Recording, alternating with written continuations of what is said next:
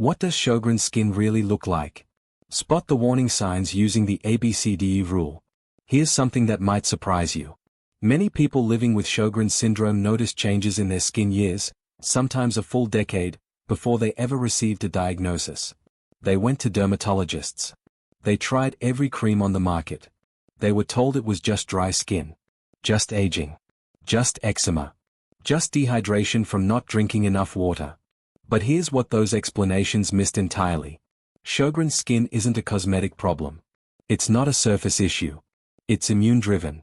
And that changes everything about how it behaves, how it looks, and what it actually requires.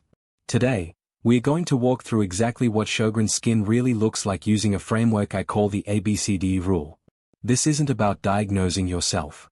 It's about recognizing patterns that doctors often overlook, and knowing when your skin might be telling you something important about what's happening inside your body. If you've ever looked at your skin and thought, this doesn't feel normal, and no one is taking it seriously, stay with me. Before we dive into the ABCDE framework, let's establish something important. Sjogren's syndrome is a chronic autoimmune disease. The immune system, which is supposed to protect you from infections and foreign invaders, becomes confused. It starts attacking your own healthy tissue. Specifically, it targets moisture-producing glands throughout the body. Most people associate Sjogren's with dry eyes and dry mouth. And yes, those are hallmark symptoms. But here's what often gets missed. The skin is one of the largest organs in the body, and it depends heavily on moisture regulation, blood flow, and nerve function. All of which can be disrupted by autoimmune inflammation. So when someone with undiagnosed Sjogren's looks at their skin and sees strange dryness, unexplained redness, unusual texture, or sensitivity that doesn't respond to normal treatments, that's not random. That's the immune system leaving evidence. The problem is, most people, and many doctors, don't know how to read that evidence. That's why I created the ABCDE rule. It's a simple way to organize and recognize the skin changes that can accompany Sjogren's syndrome. Each letter represents a category of symptoms that, individually, might seem minor, but together, paint a much clearer picture. Before I start, I built something specifically not for just tracking and doctor's appointment. It is called Sjogren's Ultimate Symptom Map and Diagnostic Action Plan, and it walks you through exactly which symptoms to track not just for Sjogren but also for MS and I drop symptom map in the comment, and I would send the link for you to access it. Let's start with the first letter. A stands for abnormal dryness and texture. Now, you might be thinking, dry skin? That's incredibly common. Millions of people have dry skin. And you're right.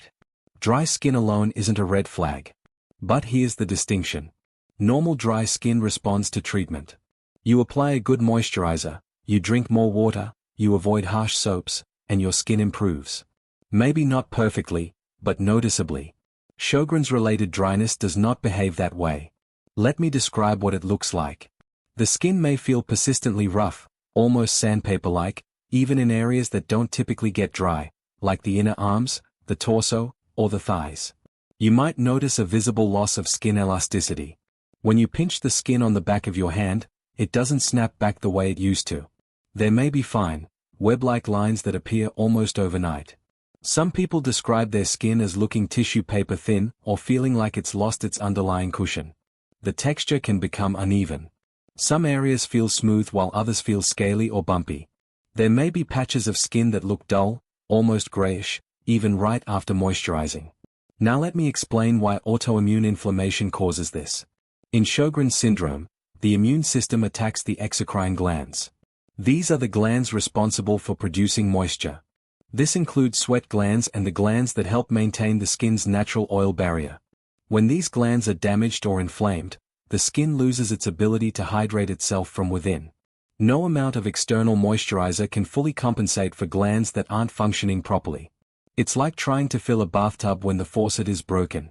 You can pour water in, but the source isn't working. Additionally, chronic inflammation itself disrupts the skin barrier. The outermost layer of skin, called the stratum corneum, relies on a specific balance of lipids and proteins to retain moisture. Immune system dysfunction interferes with that balance. So how does this differ from normal aging skin? Yes, skin does become drier as we age. That's expected. But aging-related dryness tends to be gradual and relatively uniform. It responds to lifestyle changes and good skincare. Sjogren's dryness often appears more suddenly, progresses faster, and doesn't follow the typical patterns. Someone in their 40s might develop skin dryness that looks like what you'd expect in someone 20 years older. And importantly, it doesn't respond to the usual interventions. This type of dryness is frequently misdiagnosed as normal aging, dehydration, harsh weather effects, using the wrong skincare products, or eczema and atopic dermatitis. Many people spend years cycling through different moisturizers, serums, and treatments, never realizing the problem isn't on the surface. When does this become medically concerning? Pay attention if your skin dryness has worsened significantly over months or years despite consistent care. Pay attention if the dryness affects unusual areas or seems disproportionate to your age and environment. Pay attention if you're also experiencing other symptoms like dry eyes, dry mouth, fatigue, or joint discomfort. And pay attention if the skin cracks or fissures in areas that seem unusual. These patterns suggest the issue may be systemic, not just skin deep. B stands for blotchy redness or burning skin. This is one of the most confusing symptoms for both patients and doctors, because redness can mean so many different things. Let's break down what makes Sjogren's related redness different. What does it look like? The redness associated with Sjogren's often appears in patches or blotches rather than as a uniform flush. It can show up on the face, particularly the cheeks, nose, and forehead, but also on the neck, chest, and upper arms. Some people notice what looks like a butterfly-shaped redness across the cheeks and nose. Others see irregular red patches that come and go without any obvious trigger. The skin in these areas often feels warm to the touch. Many people describe a burning or stinging sensation, like a mild sunburn, even when they haven't been in the sun. This burning can occur even in the absence of visible redness, which makes it particularly frustrating to explain to doctors. There may also be visible small blood vessels, particularly on the face, a condition sometimes called telangiectasia. These tiny vessels appear as fine red or purple lines, almost like a network under the skin. Why does autoimmune inflammation cause this? Sjogren syndrome can affect the small blood vessels throughout the body, a condition called small vessel vasculitis. When the immune system attacks these vessels, they become inflamed and dilated. This brings more blood to the skin surface, causing visible redness and that characteristic warmth or burning. Additionally, the inflammatory chemicals released during an immune response, called cytokines, directly affect blood vessel behavior. They cause vessels to expand and become more permeable, which contributes to both redness and swelling. The burning sensation isn't imaginary. It's caused by nerve irritation from the same inflammatory process. Small nerve fibers in the skin become sensitized, sending pain and heat signals even in the absence of actual heat. How does this differ from normal skin redness? Everyone's skin gets red sometimes. You might flush from exercise, heat, embarrassment, or spicy food. That's normal and temporary. Sjogren's related redness tends to be more persistent or recurring, less predictable in its triggers, often accompanied by burning or discomfort, and unresponsive to cooling or calming treatments. Normal redness fades. This redness lingers, returns, or never fully resolves. This symptom is frequently mistaken for rosacea, allergic reactions, contact dermatitis, sensitive skin, menopause-related flushing, or lupus, which can cause similar facial redness. Many people are prescribed rosacea treatments or told to avoid certain foods, fragrances, or skincare ingredients. These approaches might provide temporary relief, but if the underlying cause is autoimmune inflammation, the redness will keep returning. When does this become medically concerning? Seek evaluation if facial redness is accompanied by other symptoms like dry eyes, dry mouth, or joint pain. Seek evaluation if the burning sensation is persistent or worsening. Seek evaluation if you notice visible changes in blood vessels. Seek evaluation if the redness doesn't respond to standard treatments for rosacea or allergies. And seek evaluation if you have a family history of autoimmune disease. One important note. A butterfly-shaped rash across the cheeks and nose can also be a sign of lupus, which sometimes overlaps with Sjogren's. This type of rash always warrants medical evaluation. C stands for color changes. This is where things can get particularly alarming for people who don't know what they're looking at. Unusual skin colors often trigger fear, but understanding why they happen can help you respond appropriately. What does it look like? Sjogren's related color changes can take several forms. First, there's mottled skin. This is a lacy, net-like pattern of reddish-blue discoloration, often on the legs but sometimes on the arms or torso. The medical term is livido reticularis. It can look like the skin has a marbled appearance. Second, there's pallor or unusual paleness. Some areas of skin may look notably paler than surrounding tissue, sometimes almost white or grayish. Third, there's purple or bluish discoloration, particularly in the fingers, toes, or nail beds. This can be accompanied by coldness in those areas. Fourth, there's a yellowish tinge. In some cases, the skin may develop a slightly yellow or sallow appearance. Fifth, there's hyperpigmentation. These are dark patches that appear without sun exposure, particularly in areas of previous inflammation. These color changes can be subtle or quite dramatic. They may come and go, or they may persist. Why does autoimmune inflammation cause this? Several mechanisms are at work here. First, small vessel vasculitis, which is inflammation of the tiny blood vessels, disrupts normal blood flow to the skin. When blood flow is reduced, skin can appear pale or mottled. When vessels are inflamed and dilated, skin can appear red or purple. Second, Sjogren's can be associated with Raynaud's phenomenon, a condition where the blood vessels in the fingers and toes overreact to cold or stress. They constrict dramatically, cutting off blood flow. The affected digits turn white, then blue, then red as blood flow returns. This can be quite painful. Third, chronic inflammation can affect how the skin processes melanin, the pigment that gives skin its color. This can lead to uneven pigmentation or unusual color variations. Fourth, in some cases, underlying blood abnormalities can cause skin color changes. Sjogren's can be associated with low blood cell counts or other hematological issues that affect skin appearance. How does this differ from normal skin color variation? Everyone's skin color varies somewhat across different body parts and under different conditions. Cold weather can make anyone's skin look paler or more mottled temporarily. The difference with Sjogren's related changes is that they are more pronounced than what you'd expect for the conditions, persistent or frequently recurring, often accompanied by other symptoms, and sometimes painful or associated with temperature sensitivity. A slight mottling of the legs in cold weather is normal. Persistent mottling that doesn't resolve with warming, or that occurs even in moderate temperatures, is worth investigating. Color changes are often attributed to poor circulation without investigating why, cold sensitivity without connecting it to an autoimmune process, aging-related vascular changes, benign skin variations, or hormonal changes. Many people are told their skin color changes are nothing to worry about, and sometimes they are not. But when these changes occur alongside other Sjogren's symptoms, they become part of a larger pattern. When does this become medically concerning? Seek evaluation if you're experiencing episodes where fingers or toes turn white or blue. Seek evaluation if mottled skin patterns persist when your body is warm. Seek evaluation if color changes are accompanied by pain, numbness, or tingling. Seek evaluation if you notice progressive darkening or lightening of skin patches. And seek evaluation if these changes coincide with other symptoms like dry eyes, dry mouth, fatigue, or joint pain. Color changes can sometimes indicate blood vessel inflammation that extends beyond the skin. This is why documenting and reporting these symptoms matters. D stands for damage that doesn't heal normally. This is one of the most concerning categories, and one that often gets overlooked until it becomes a significant problem. What does it look like? You get a small cut, scratch, or abrasion, the kind that would normally heal within a week or two. But weeks go by, and it's still there. The wound edges might look slightly inflamed. The skin around it might be discolored. It might partially heal, then seem to open again.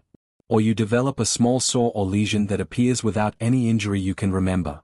It persists. It doesn't respond to antibiotic ointments or standard wound care.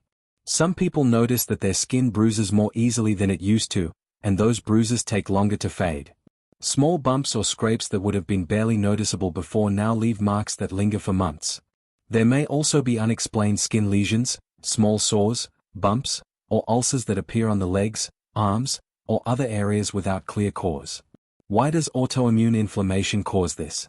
Wound healing is an incredibly complex process that depends on adequate blood flow to deliver oxygen and nutrients, a functioning immune response to prevent infection, proper inflammatory signals to initiate repair, and healthy tissue regeneration. In Sjogren syndrome, several of these processes can be compromised.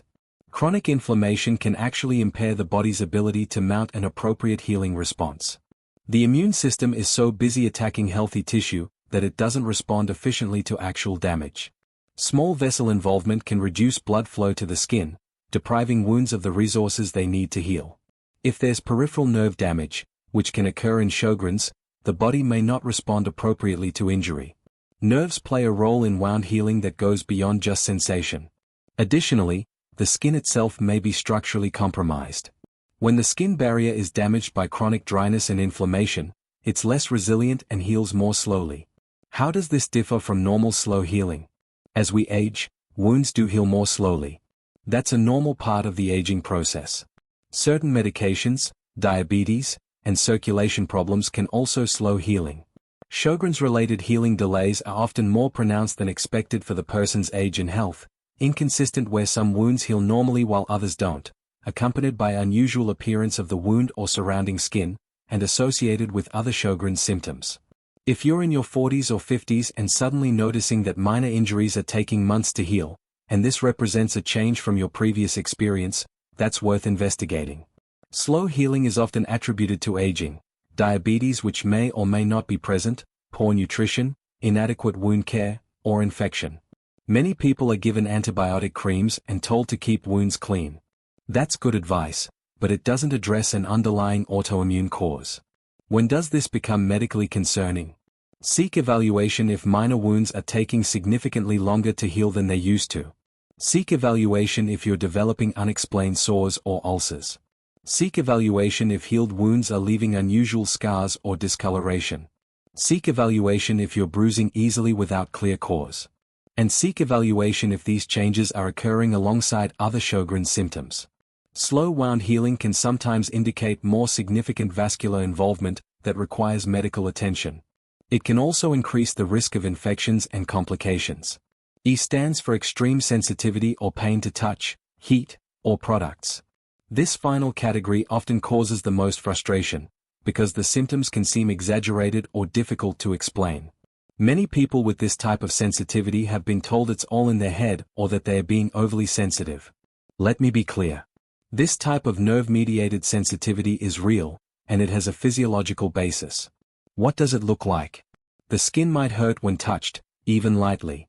Something as simple as the fabric of a shirt against the skin, the pressure of a waistband, or a gentle brush of someone's hand can cause discomfort or pain. Water temperature becomes problematic. Shower water that never bothered you before now feels scalding or ice cold. Finding a comfortable temperature becomes increasingly difficult. Sunlight sensitivity intensifies. Even brief sun exposure causes burning, redness, or pain, far beyond what you'd expect given your skin type and the conditions. Skincare products that worked perfectly for years suddenly cause burning, stinging, or irritation. You find yourself eliminating product after product, searching for something your skin can tolerate. Some people describe allodynia, which is pain from stimuli that shouldn't cause pain. A light touch feels like pressure. Pressure feels like pain. The skin seems to overreact to everything. There may also be itching without visible rash, a maddening sensation that doesn't respond to antihistamines or anti-itch treatments. Why does autoimmune inflammation cause this? This is where we need to talk about neuropathy symptoms and peripheral nerve involvement. Sjogren syndrome can damage small nerve fibers in the skin, a condition called small fiber neuropathy. These tiny nerves are responsible for sensing temperature, touch, and pain. When they are damaged or irritated by autoimmune inflammation, they malfunction. Instead of accurately reporting what's happening to your skin, they send exaggerated signals. Warmth registers as heat. Touch registers as pressure. Everything becomes too intense. The immune system's inflammatory chemicals, those cytokines we mentioned earlier, can directly sensitize nerve endings. This lowers the threshold for pain, making nerves fire in response to stimuli that wouldn't normally trigger them. Additionally, the chronic dryness and barrier dysfunction we discussed earlier can contribute to sensitivity. When the skin barrier is compromised, irritants penetrate more easily, and the skin is less protected overall.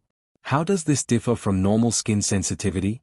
Some degree of skin sensitivity is common. Many people have reactive skin that doesn't tolerate certain products or conditions well. Sjogren's related sensitivity is typically more severe than typical sensitive skin, progressive and getting worse over time, accompanied by actual pain rather than just discomfort, difficult to manage with standard approaches for sensitive skin, and associated with other neurological symptoms like numbness, tingling, or temperature dysregulation. Extreme skin sensitivity is often attributed to allergies, product reactions, anxiety or psychosomatic symptoms, fibromyalgia, contact dermatitis, or sensitive skin requiring gentler products. Many people are told to simplify their skincare routine, avoid fragrances, and reduce stress. These aren't bad suggestions, but they don't address nerve damage or autoimmune inflammation. When does this become medically concerning? Seek evaluation if you're experiencing pain from normal touch or temperature. Seek evaluation if sensitivity is interfering with daily activities like clothing choices, bathing, or going outdoors.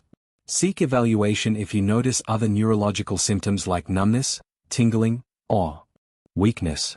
Seek evaluation if the sensitivity is progressive. And seek evaluation if it occurs alongside other Sjogren's symptoms.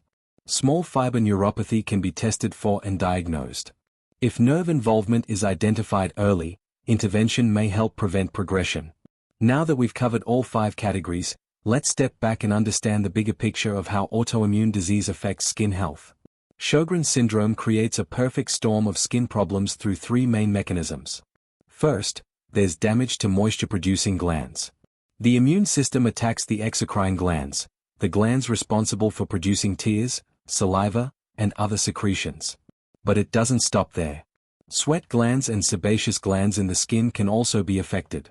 When these glands don't function properly, the skin loses its ability to maintain hydration from within.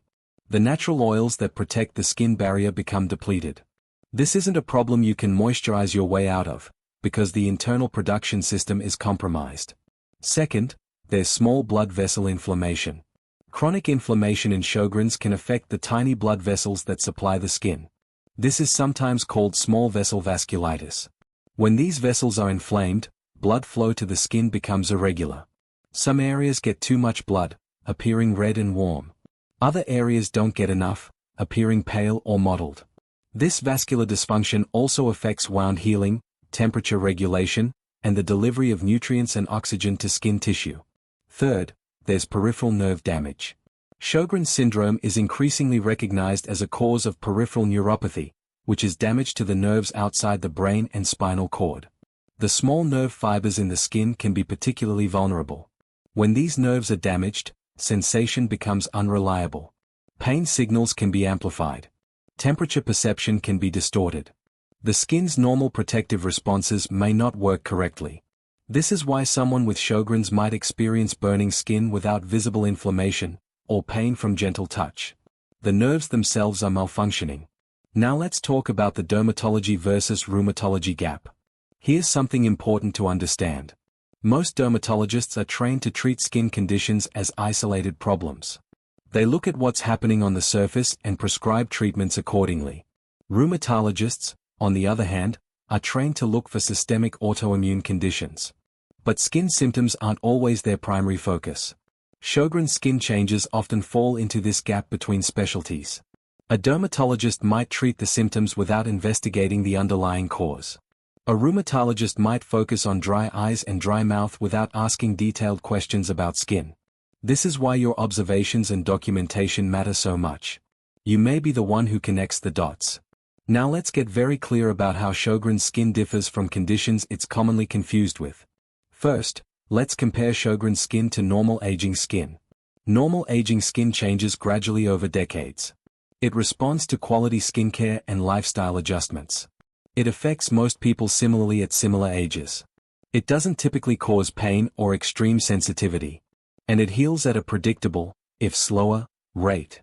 Sjogren's skin can change more rapidly, sometimes over months. It doesn't respond predictably to standard skincare. It may affect someone at an age that seems premature. It often involves discomfort, burning, or pain. It may show delayed or abnormal healing. And it occurs alongside other symptoms. Now let's compare Sjogren's skin to eczema or allergic reactions. Eczema and allergies often have identifiable triggers. They respond to antihistamines, steroids, or avoiding triggers. They may have a history dating to childhood. They typically cause itching as the primary symptom. And they improve with proper treatment. Sjogren's skin has triggers that are often unclear or don't fully explain symptoms. It may not respond well to standard eczema or allergy treatments. It often appears later in life without prior skin issues. It may involve burning, pain, or unusual sensations beyond itching. And it persists despite treatment. Now let's talk about why lotions and creams often fail. Here's the critical point. When skin problems are immune-driven rather than surface-level, topical treatments can only do so much. Think of it this way. If your house is cold because there's a problem with the heating system, putting up more curtains might help a little, but it doesn't fix the furnace. Similarly, moisturizers can provide temporary comfort for Sjogren's skin. They can help protect the compromised barrier. But they can't fix immune system dysfunction. They can't repair damaged glands or nerves. This is why many people with undiagnosed Sjogren spend years and considerable money trying product after product, always looking for the one that will finally work. The products aren't the problem. The underlying cause is. Here's something I really want you to understand. Skin changes often appear before the classic Sjogren symptoms that doctors typically look for. Research suggests that many people experience skin involvement years before they develop significant dry eyes or dry mouth. This makes sense when you think about it. The skin is a large organ with high turnover. It might show signs of immune dysfunction before smaller glands become noticeably affected. Why does early recognition matter? The earlier Sjogren syndrome is identified, the better the outcomes tend to be. Early intervention may help prevent or slow nerve damage, reduce the risk of systemic complications, allow for better management of symptoms, avoid years of misdiagnosis and ineffective treatments, and enable monitoring for associated conditions. Sjogren's can sometimes be associated with other autoimmune conditions or, in rare cases, lymphoma. Regular monitoring by appropriate specialists can catch problems early when they are most treatable. Let me describe the typical progression pattern. For many people, the pattern goes something like this. First, there's unusual skin dryness, sensitivity, or texture changes. Second, there's fatigue that doesn't seem proportional to activity level. Third, there's joint discomfort or mild pain. Fourth, there's dry eyes that don't respond to artificial tears. Fifth, there's dry mouth, difficulty swallowing, and dental problems. Sixth, there's diagnosis, often after years of symptoms. Imagine if we could identify the condition at step 1 or 2, rather than step 5 or 6. That's the potential value of understanding early warning signs. Now let's talk about what you can actually do with this information. First, let's discuss what symptoms to track. Start keeping a simple record. Note when symptoms occur. Note how long they last. Note what makes them better or worse. Note any other symptoms that occur at the same time. And note how symptoms have changed over time. You don't need complicated tracking systems. Even a simple notes app on your phone works fine. Second, let's discuss what to photograph. Visual documentation can be incredibly helpful. Consider photographing skin redness when it's visible. Photograph mottled or discolored patches. Photograph slow-healing wounds at different stages. And photograph any unusual skin changes. Date your photos so you can show progression over time. What looks minor in isolation might tell a clearer story when viewed as a series. Third, let's discuss which specialists typically recognize Sjogren's skin involvement. Rheumatologists are the primary specialists for Sjogren's syndrome and understand systemic autoimmune involvement. Dermatologists with autoimmune expertise may recognize skin manifestations. Neurologists can evaluate and test for small fiber neuropathy. And ophthalmologists or optometrists specializing in dry eye can perform specific tests. A team approach is often most effective, but rheumatology is typically the starting point for evaluation. Fourth, let's discuss blood tests and diagnostics. Diagnosis of Sjogren's syndrome typically involves blood tests for specific antibodies called SSA-RO and SSB-LA, tests for markers of inflammation, evaluation of dry eye and dry mouth, and sometimes a lip biopsy to examine salivary gland tissue. Be aware that blood tests aren't always positive, even in people who clearly have the condition. This is called seronegative Sjogren's. A negative blood test doesn't rule it out. Fifth, let's discuss language to use with your doctor. Here are some phrases that can help communicate your concerns clearly. You can say, "I've noticed a pattern of skin changes that don't respond to typical treatments, and I'm wondering if they might be connected to something systemic." You can say, "My symptoms include," and then list them specifically, "and I've noticed they occur together. I'd like to be evaluated for possible autoimmune involvement." You can say, "I've documented these symptoms with dates and photographs. Would you like to see them?" You can say, "I'm concerned about Sjogren syndrome because my symptoms match the pattern. What testing would you recommend?" You can say, "These skin changes are affecting my quality of life, and previous treatments haven't helped. I'd like to explore whether there's an underlying cause." If a doctor dismisses your concerns without investigation, you can say, "I understand these symptoms can have many causes. However, I'd appreciate being evaluated or referred to a specialist who can rule out autoimmune conditions." You are your own best advocate. Polite persistence is appropriate when you have legitimate concerns. Let's bring this all together. We've covered the ABCDE rule. A stands for abnormal dryness and texture. B stands for blotchy redness or burning skin. C stands for color changes. D stands for damage that doesn't heal normally. E stands for extreme sensitivity or pain. If you recognize yourself in several of these categories, especially if these symptoms have appeared or worsened together, and especially if they are not responding to standard treatments, that's information worth paying attention to. I want to be clear. Having some of these symptoms doesn't mean you definitely have Sjogren syndrome. Skin can be complex and frustrating for many reasons. What I'm offering you is a framework for recognition, a way to organize your observations and communicate them effectively. If you've been dismissed, told it's just aging, told it's just dry skin, told to drink more water or try a different lotion, and you know something deeper is going on, trust that instinct. Your skin is not just aging. It may be signaling immune dysfunction. This isn't about panic. It's about awareness. It's about taking your symptoms seriously and seeking answers until you find them. Early recognition of autoimmune disease can make a meaningful difference in outcomes. The signs are often there. We just need to know how to read them. If this information was helpful, please share it with someone who might benefit. There are too many people suffering with unexplained skin problems who don't know that their symptoms could be pointing towards something identifiable and manageable. Thank you for watching. Take care of yourself, and take your symptoms seriously.